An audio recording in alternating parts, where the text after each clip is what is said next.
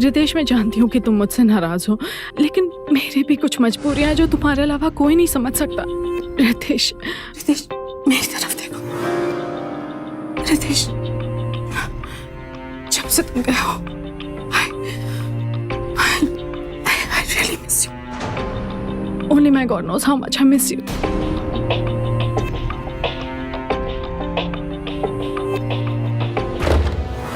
कौन हो तुम लोग? यहाँ अंदर कैसे? कौन हो तुम? कौन हूं मैं? ये जो तेरी बाहों में झूल रही है ना, इसका पति हूं मैं। पति?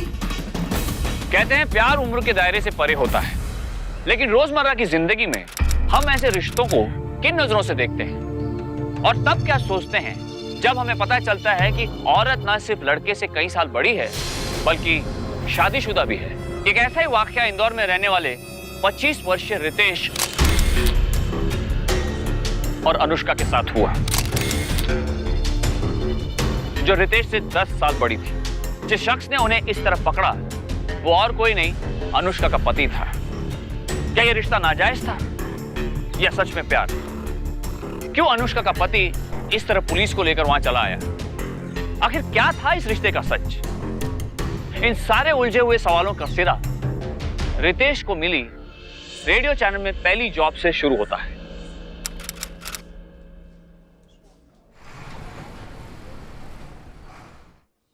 Sir? Ritesh, right? Yeah. Welcome to String 95, Ritesh. Come. Yes. Sit.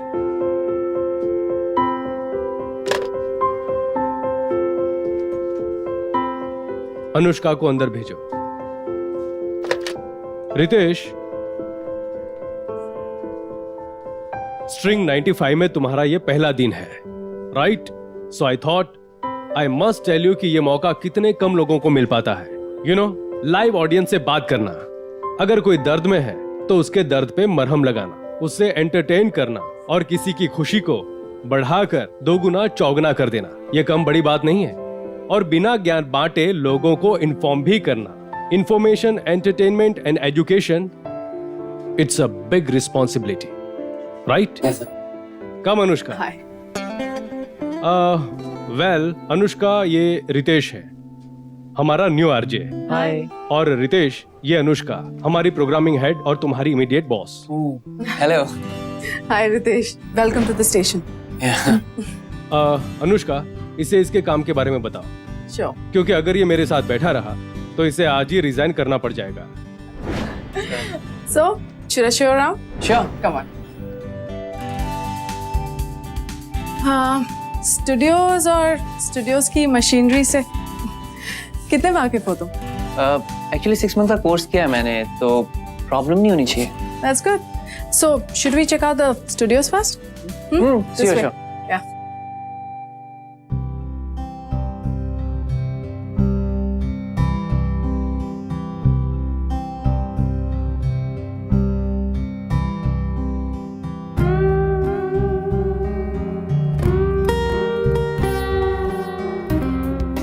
Hello Indore and hello my lovely people. String 95 FM पर एक नई आवाज आपका तहे दिल से खुशामदीद करती है और ये वादा करती है कि अब से ये आवाज आपके जिंदगी का एक अहम हिस्सा बन जाएगी। तो चलिए इस नए दोस्ती के नाम स्ट्रिंग 95 का ये पैगाम।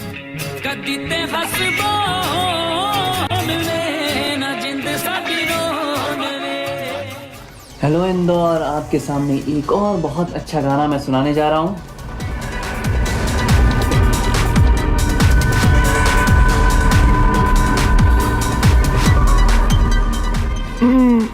How are Thank you you? so much. All good? Yeah. See you.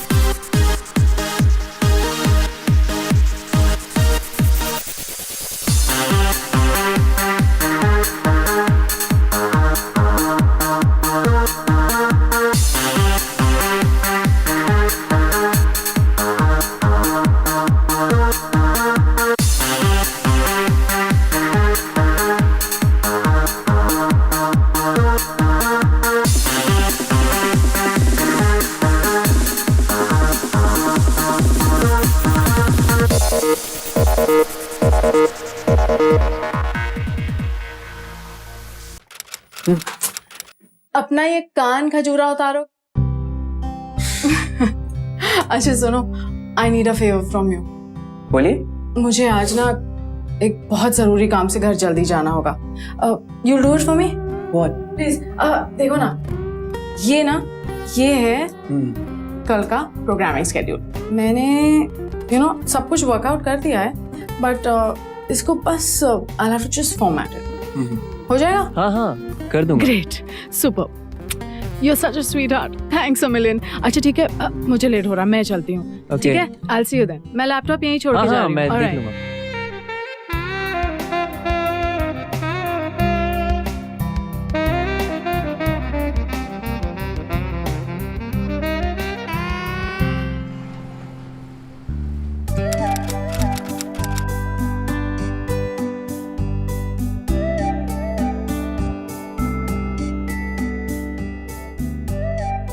क्या बात है, अभी से फैन मेल।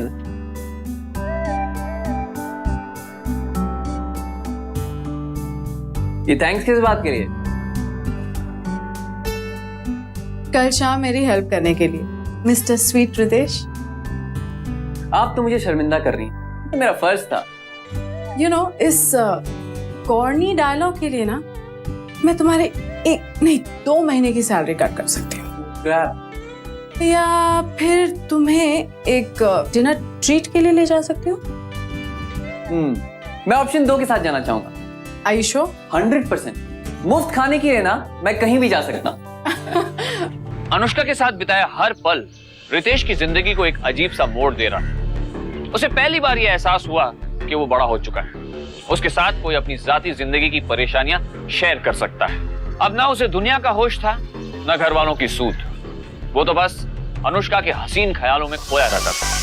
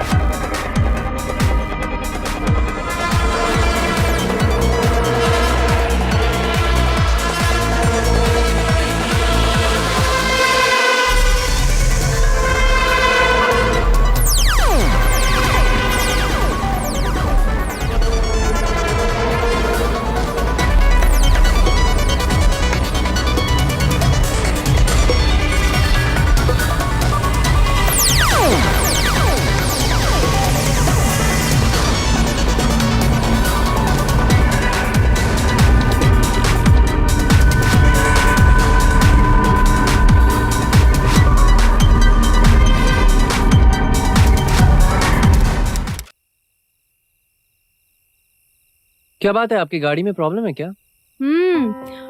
10 मिनट से ट्राई कर रहा है, पर शायद आपकी बैटरी में प्रॉब्लम है। मेरी मेरा मतलब गाड़ी से था, या फिर इग्निशन वायर्स को चूहे कुतर गए होंगे, और मे बी आपका जो वो सब मुझे भी पता है। माल है, फिर भी आप ट्राई कर रही हैं। मेरी मानिए, इसे यहीं पर छोड़िए। और मैं घर कैसे जाऊंगी? क्यों, मेरी बाइक है ना।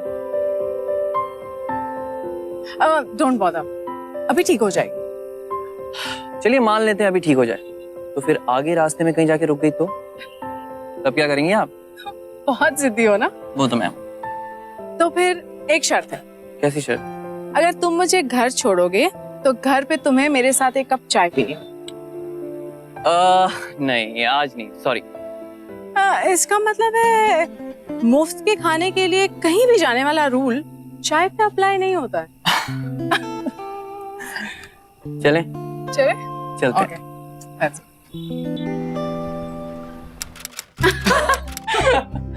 अच्छा सुनो, Oh my मैं God. तुम्हारे लिए चाय बनाती हूँ। हाँ श्योर। हाँ? अरे आपका बेटा कहाँ है? अरे वो अपनी मासी के यहाँ गया हुआ है, उसकी नानी आउट ऑफ टाउन है ना। अच्छा गिव मी 2 मिनट्स, मैं अभी आती हूँ। Yeah sure.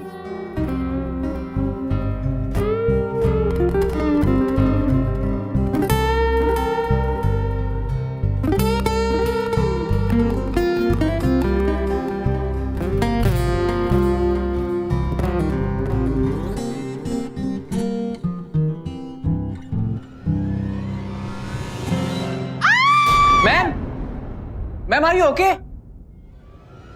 Ma'am, Ritesh, Ritesh, अंधेरे से बहुत डर लगता है Ritesh, please please please don't take मी।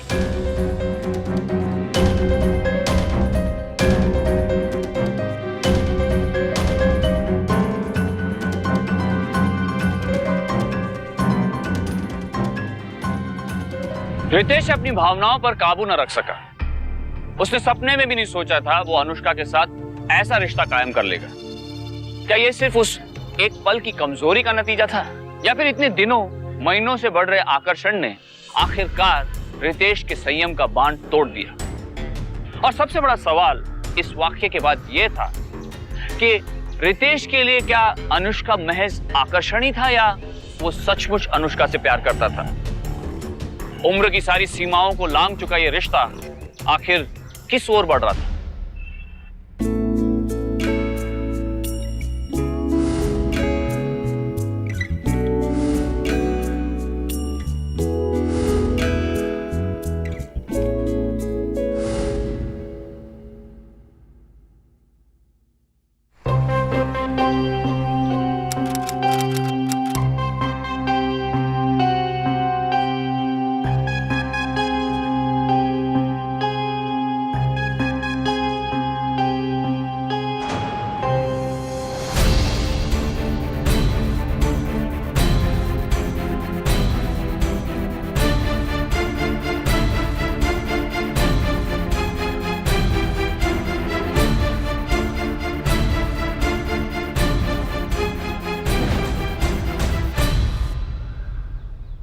मुझे ये समझ में नहीं आ रहा कि अचानक इस रेजिग्नेशन की क्या जरूरत थी।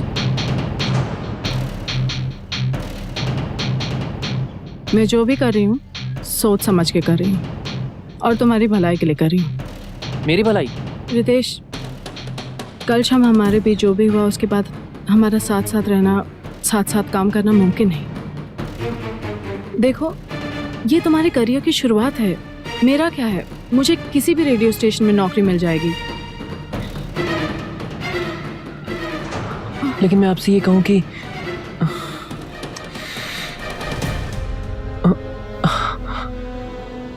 that I love you.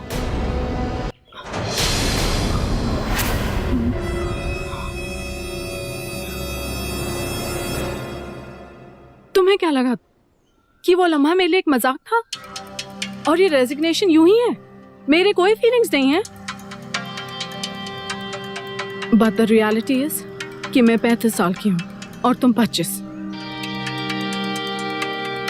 मेरा एक बेटा है and you have choices. I can't be that selfish, Ritesh. I just can't.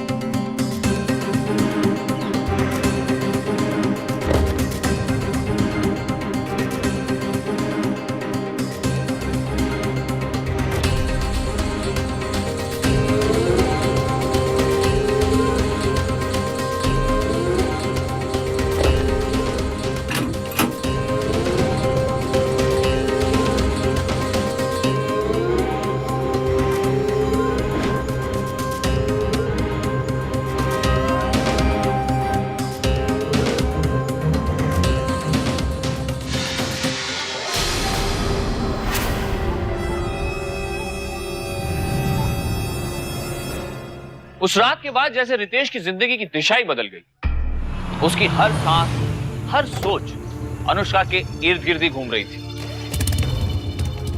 जैसे वो किसी ऐसे भूल भुलैया में भटक गया हो जिसके हर दरवाजे के पीछे बस अनुष्का खड़ी।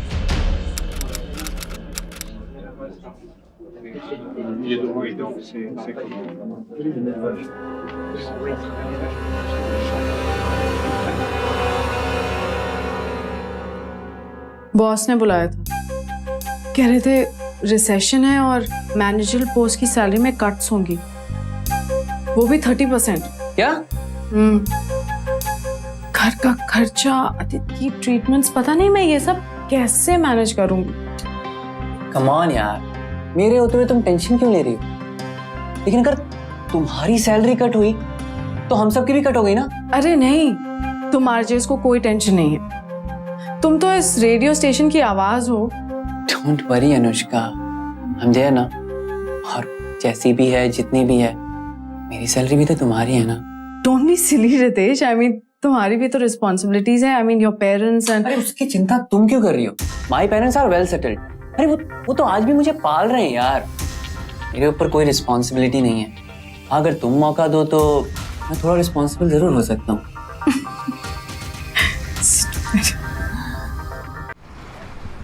पता नहीं क्या हो गया इस लड़के को, दिन भर बस काम काम और काम। घर पर होता है, पता नहीं कहाँ खोया रहता है। शादी हो गई होती तो कम से कम जिम्मेदारियों का ख्याल तो होता, पर नहीं। यहाँ पर तो पिताजी खुद अपने लाडले को बिगाड़ने पर तुले पड़े। क्या होगा पता नहीं इस लड़के का। सुनो, वो जरा गुप्ता जी का नंबर दे देना, इस रविवार चलकर उनकी बेटी को मिलाते हैं। डैड शादी, कम से कम आप तो मॉम की तरह बात मत करो। तुम्हारी मॉम ठीक बात कर रही है रितेश, और अब मैं भी तुम्हारी मॉम की बात से सहमत हूं। तुम अब शादी के लिए तैयार हो। पर मैं तो ऐसा नहीं समझता, और मैं कोई लड़की वड़की नहीं देखने जाऊंगा। क्यों? कहीं ऐसा तो नहीं कि तुमने खुद ही कोई चुन ली है अपने लिए? नहीं, ऐसा बिल्कुल नहीं है। तो फिर मिल के आने में क्या हर्ज है?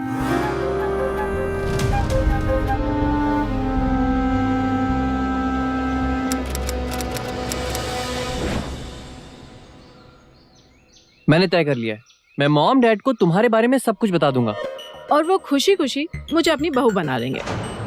बच्चों जैसी बातें मत करो Ritesh, they will never accept me। अरे यार, वो एक्सेप्ट करे या ना करे, मैं तो एक्सेप्ट करता हूँ ना। For God's sake Ritesh, think about it। वो इतने दिनों से तुम्हारे लिए एक लड़की खोज कर बैठे हैं, जिसके फ्यूचर के लिए इतना प्लान्स बनाया हो, और अचानक उनको पता चलता है कि तुम एक 10 साल बड़ी डिवोर्सी से शादी करने वाले हो, तो वो कितने शॉक्ड होंगे। अरे यार, तो तुम ही बताओ ना, क्या करूं? मैं क्या बताऊं? बी अ मैन, मर्द हो, मर्द की तरह डिसीजन लेना सीखो। हर बात में आदित्य की तरह मेरे पीछे पीछे मत आ जाया करो।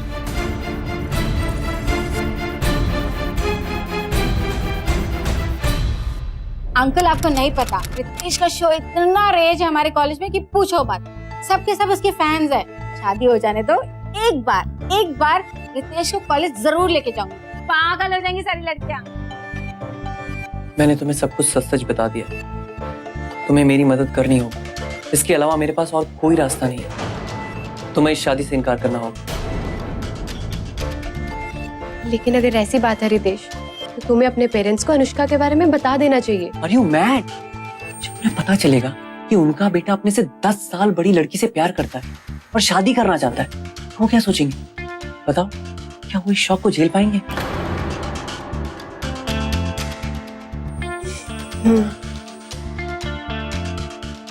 ठीक है, मैं तुम्हारी मदद करूंगी, लेकिन एक शर्त पर। क्या? यही कि हम आगे भी ऐसे ही दोस्त रहेंगे। Thank you so much Meera, thanks sir.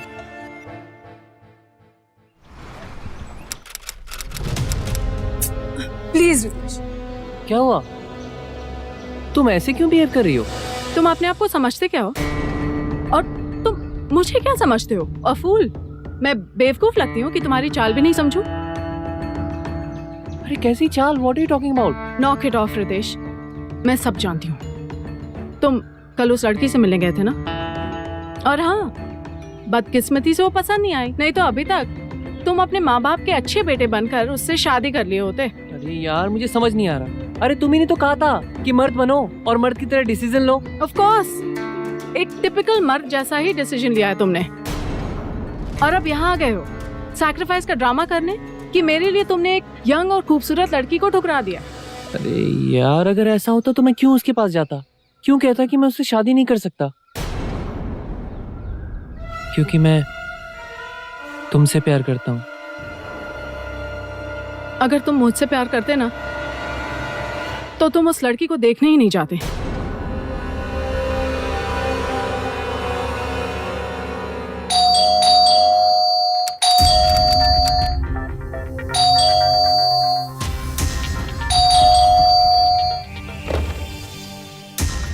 Ritesh, stop it. तुम सही थी, मुझे वहां जाना ही नहीं चाहिए था। अरे प्लीज मेरी बात सुनो। क्रिएट करने की जरूरत नहीं है। आते चाट। अरे चाकने दो। तुम सही थी, मुझे वहां जाना ही नहीं चाहिए था। मैं पागल हो गया था, लेकिन आगे से ऐसा कुछ नहीं होगा। प्लीज सुनो मुझे। आगे से मैं कहीं नहीं जाऊंगा। आई प्रॉमिस, मैं तुम्हारी हर बात मानूंगा डियर। प्लीज मुझे इस बार माफ कर दो। प्लीज मुझे माफ कर दो। प्लीज मैं तुम्हारे बिना नहीं जी सकता। प्लीज मुझे माफ कर दो। प्लीज डियर, प्लीज मुझे माफ कर दो।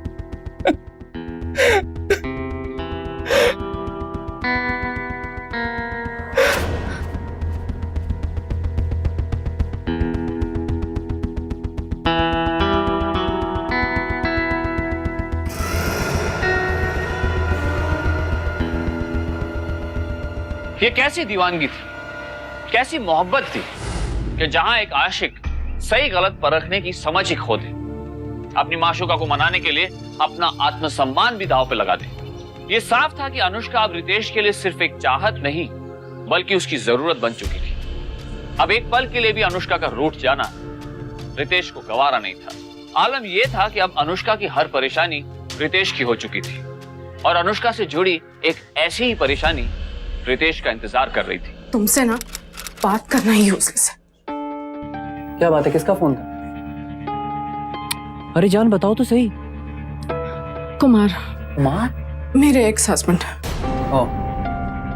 क्यों फोन किया था उसने?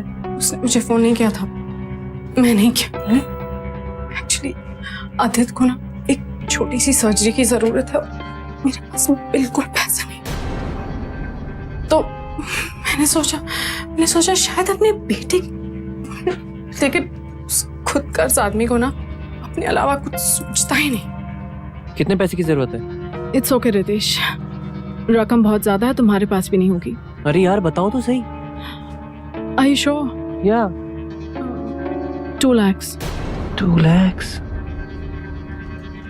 एक काम करो, अब भी अपना अकाउंट नंबर मुझे मैसेज करो।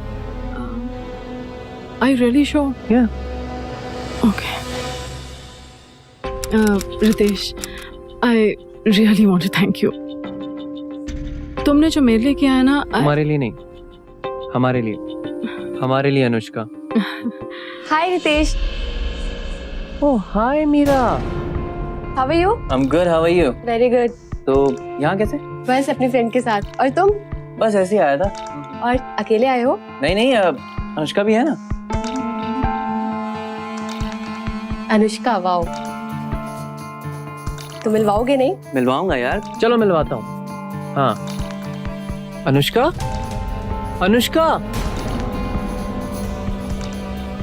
Excuse me. दीवानगी में धुंधलाई रितेश की आंखें जो नहीं देख पाई, वो मीरा की आंखों ने भाप लिया। क्यों अनुष्का अचानक क्यों चली गई? क्यों नहीं सुनी उसने रितेश की पुकार? इस तरह के कुछ सवाल उठे मीरा के दिमाग में और उसे शक हुआ कि रितेश और अनुष्का के रिश्ते में कुछ ना कुछ गड़बड़ जरूर है।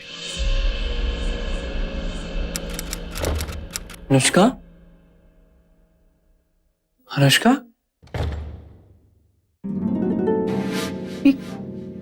ये क्या होलिया बना रखा है? क्या हो गया तुम्हें? Ritesh, I'm sorry Ritesh. रितेश, मुझे लगता है ना कि मैं ऐसी लड़ाई लड़ रही हूँ जो मैं कभी नहीं जीत सकती हूँ। रितेश, इस अंधेरी उम्र में 19-20 साल की लड़कियों से कैसे मुकाबला कर सकती हूँ रितेश? रितेश, पर मैं तुम्हारे लिए ना सब कुछ चेंज कर दूंगी। I'll change everything. Please please तुम मुझे छोड़ के मत जाना रितेश, प्लीज।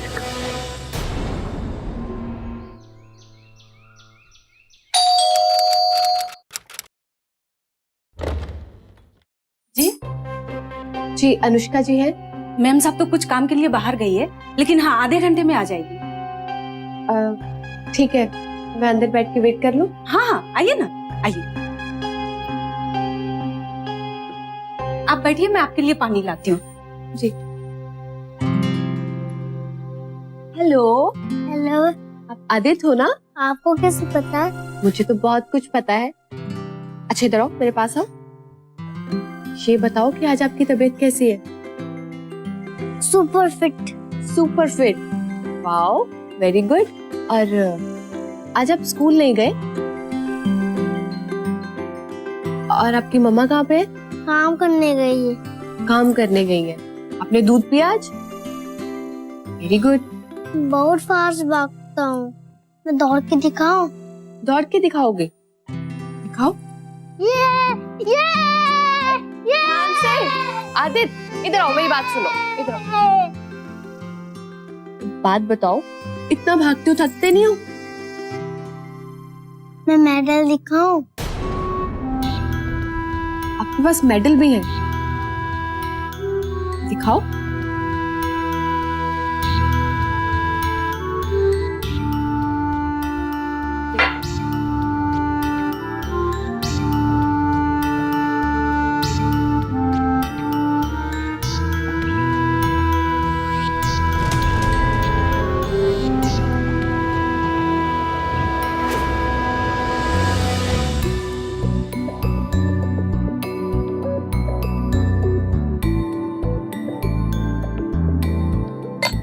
ये सब आपके हैं? Very good. इधर आओ। एक बात बताओ, तुम इतना दौड़ते हो, इतना भागते हो, तुम थकते नहीं हो? बिल्कुल भी नहीं। और तुम्हारे डॉक्टर अंकल, वो भी तुम्हें मना नहीं करते? कौन डॉक्टर अंकल? वही हॉस्पिटल वाले डॉक्टर अंकल जो हर हफ्ते तुम्हारी जांच करते हैं। मैं कोई हॉस्पिटल नहीं जाता। मैं जाऊं? ठीक है, जाइए।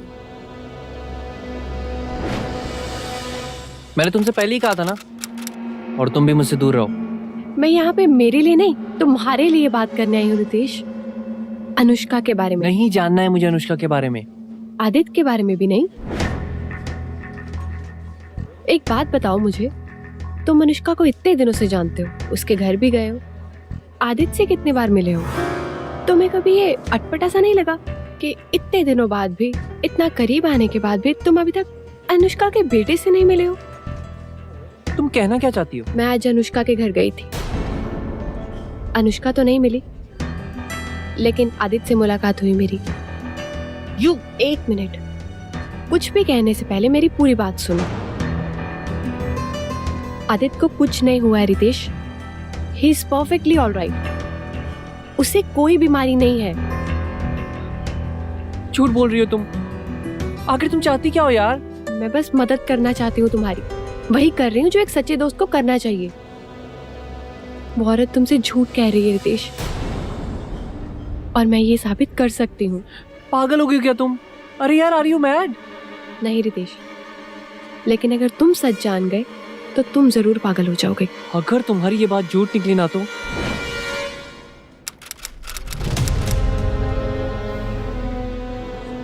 नहीं नहीं, वो मेरे लिए नहीं था, मेरे बेटे के लिए। उसे कॉन्जेनिटल हार्ट डिजीज है, उसके दिल में एक छेद है, इसलिए टाइम टू टाइम चेकअप बहुत जरूरी होता है।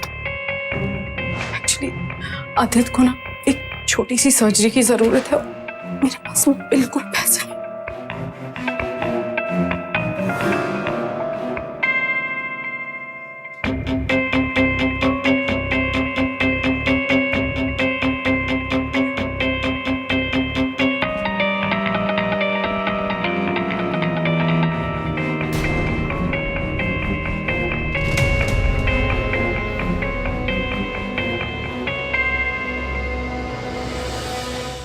चौंक गया था रितेश। पिछले 11 महीने से अनुष्का को अपनी सैलरी का बड़ा हिस्सा दे रहा था, ये सोचकर कि अनुष्का रिसेशन की शिकार है। लेकिन असलियत में अनुष्का की सैलरी कम होने की बजाय बढ़ रही थी। ऊपर से मीरा ने अनुष्का के बेटे आदित्य की सच्चाई से पर्दा उठा दिया।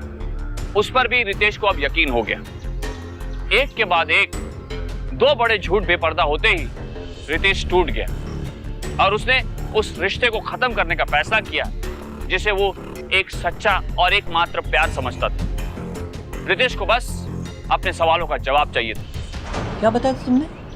कॉन्जेनिटल हार्ट डिजीज, दिल में छेद, सर्जरी, रिसेशन के नाम पर पे कट। रितेश मैं सब कुछ समझा सकती हूँ। कमाल के आइडिया है तुम्हारे। मैं एक्सप्लेन। और ये तो वो झूठ है जो सामने आ चुके हैं। रितेश तो मुझे गलत समझ। हाथ हटाओ, वो भी गिना दो जो नहीं बताए हैं। जैसे कि वो प्यार में बड़े बड़े वादे, क्योंकि मैं जानता हूँ कि तुम्हारा वो प्यार भी झूठा था। रितेश प्लीज, मैं तुम्हें सब कुछ एक्सप्लेन करूंगी। रितेश प्लीज। एक और सफेद झूठ। नो थैंक्स, एक्चुअली मैं बस तुमसे यही कहने आया था कि आज के बाद मैं तुम्हारी शक्ल भी नहीं देखना चाहता। रितेश नो, तुम्हारे ख्याल से भी घिन आती है मुझे। I'll explain everything, Ritesh please. Anushka के विश्वासघात से रितेश का दिल तो टूटा, पर उसकी किस्मत अच्छी थी कि उसे मीरा जैसी समझदार दोस्त का साथ मिला, जिसकी मदद से वो इस झूठे प्यार के दलदल में धंसने से बच गया। पर अनुष्का इतनी आसानी से हार नहीं मानने वाली थी। इतना कुछ होने के बाद भी वो लगातार रितेश से मिलने की कोशिश कर रही थी। अपनी मजबूरियों की दुआएं देकर आखिरकार रितेश से वो आखिरी बार मिलने उसे अपने घर में बुलाने में कामयाब हो ही गई। रितेश, मेरी तरफ देखो Ritesh. Only my God knows how much I miss you.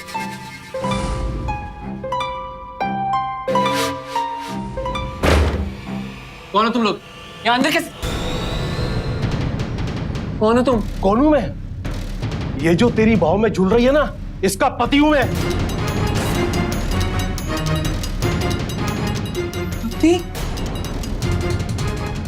क्यों क्यों कर रहे हो तुम ये सब? क्यों कर रहा हूं मैं ये सब?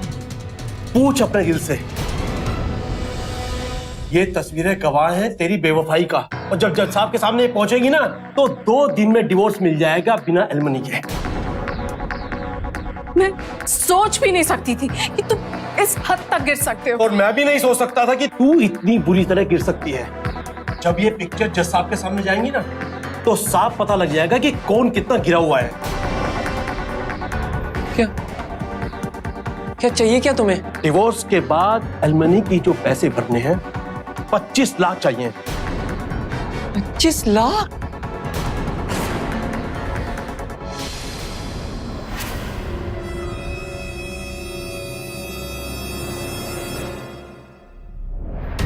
इतने पैसे मैं कहां से लाऊंगा? ये तुम्हारी प्रॉब्लम है। 2 दिन बाद केस की सुनवाई है और 12 बजे से पहले पैसे भर दो, वरना ये पिक्चर्स तुम समझ सकते हो मैं क्या करूंगा।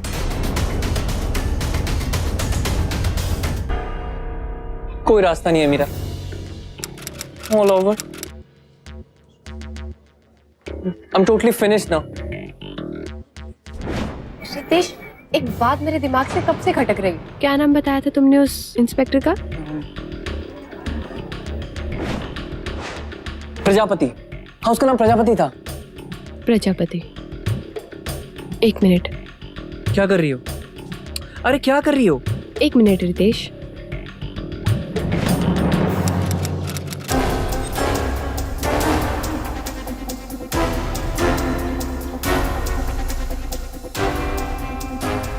पैसे लाए हो? लो।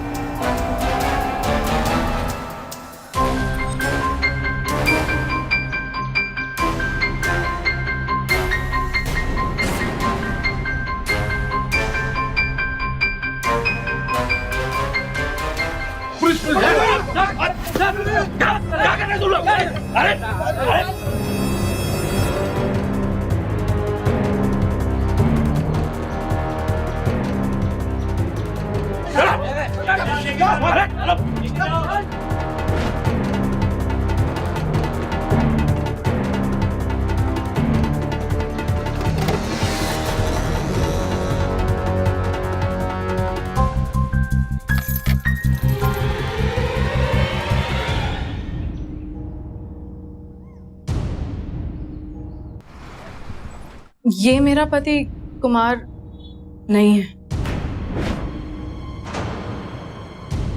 मेरे पति तो मुझे बहुत पहले ही छोड़कर चले गए थे। हमारे बीच बहुत अनबन थी क्योंकि उन्हें मेरे खर्चे बेफिजूल लगते थे और इसीलिए हमारे बीच बहुत लड़ाइयाँ होती थी।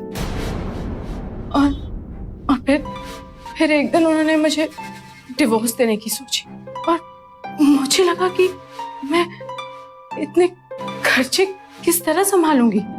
तब रितेश को अपने रेडियो स्टेशन में देखा और मुझे एक तरकीब सूझी।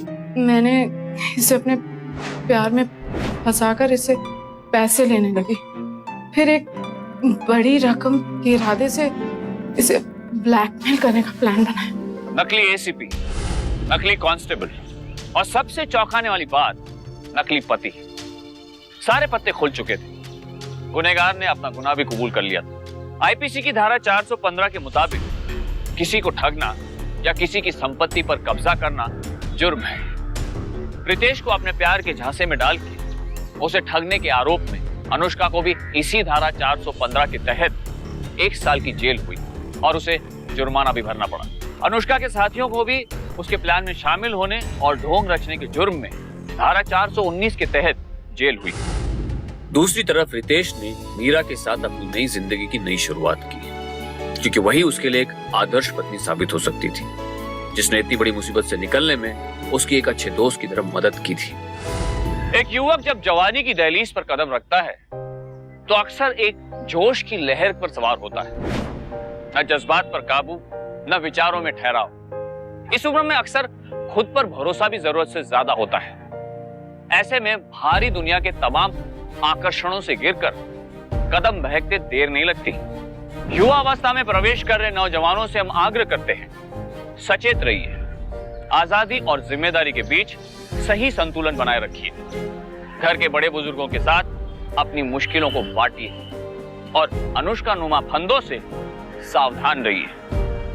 अब मुझे दीजिए इजाजत, फिर होगी आपसे मुलाकात एक ऐसी ही सच्ची घटना के साथ। तब तक सावधान इंडिया, इंडिया फाइट्स बैक। तो सावधान